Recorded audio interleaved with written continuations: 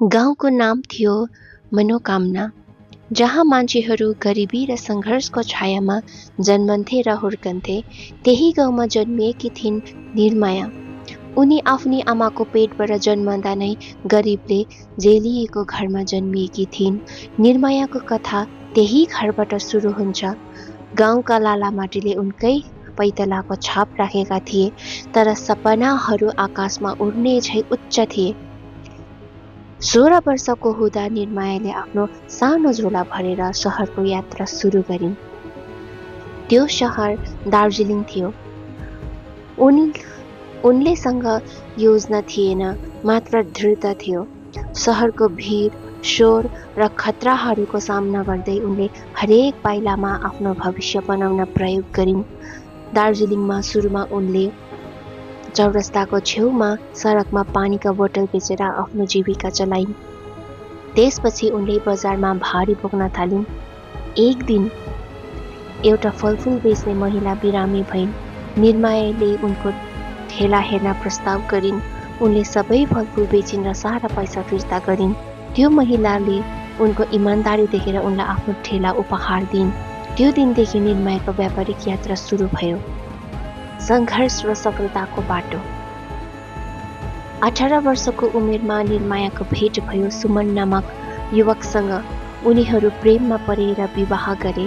सुमनको बाचा थियो कि उनी निर्मायालाई कहिल्यै छोड्ने छैनन्, तर यो बाचा पनि केवल शब्द मात्र भयो।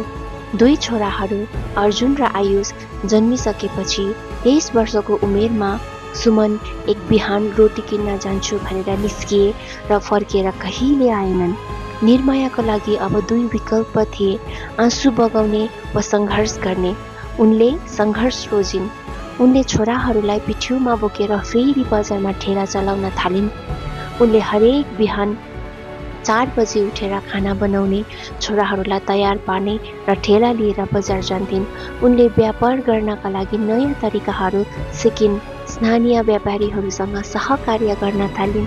उनी आफ्ना नाफा बचत गर्थिन् र अनन्त एउटा सानो पसल भाडामा लिएर व्यापार बढाउन थालिन्। सफलता र चुनौतीहरू। 10 वर्षभित्र निर्माया फुड्स नामक ठुलो व्यापारिक संस्था बनाउन सफल भइन्।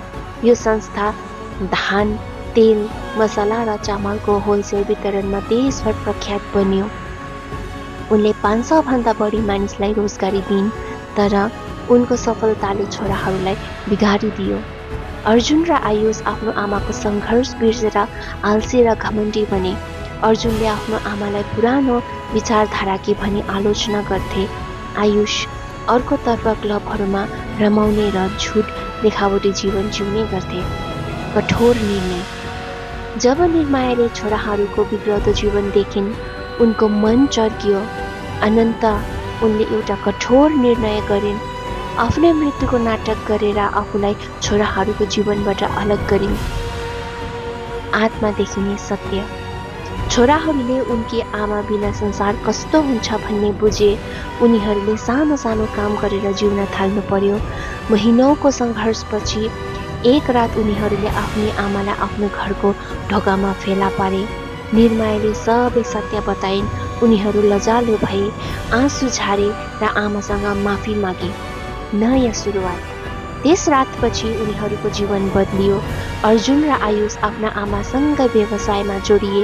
उनीहरू अब मेहनत गरेर जीवन जिउन थाले। आज निर्माया फुड्स अझै ठुलो छ र अर्जुन र आयुषले आफ्नो आमालाई नयाँ नजरले हेर्छन्।